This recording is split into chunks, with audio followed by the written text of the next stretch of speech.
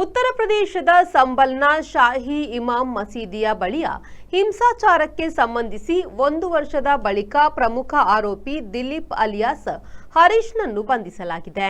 ಶರೀಕ್ ಸತ್ತ ಎಂಬ ಗ್ಯಾಂಗ್ನಲ್ಲಿ ಗುರುತಿಸಿಕೊಂಡಿದ್ದ ಹರೀಶ್ 3 ದಶಕದಿಂದ ನಾನಾ ಅಪರಾಧಗಳಲ್ಲಿ ತೊಡಗಿಕೊಂಡಿದ್ದ.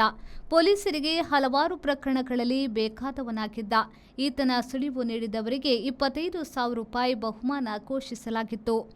ಸಂಬಲ್ನಲ್ಲಿ ಕಳೆದ ನವೆಂಬರ್ನಲ್ಲಿ 2ನೇ ಸುತ್ತಿನ ಸ್ಥಳ ಸಮೀಕ್ಷೆಯ ವೇಳೆ ಹಿಂಸಾಚಾರ ನಡೆದಿತ್ತು.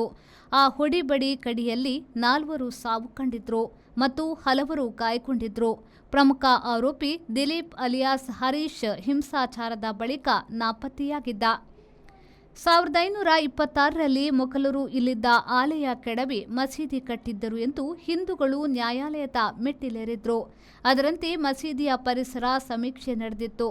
ಅದು ಗಲಾಟೆಯಾಗಿತ್ತು. ಸದ್ಯ ಯಥಾಸ್ಥಿತಿ ಕಾಪಾಡಲು ಮೇಲಿನ ಕೋರ್ಟ್ನ ಆದೇಶವಿದೆ.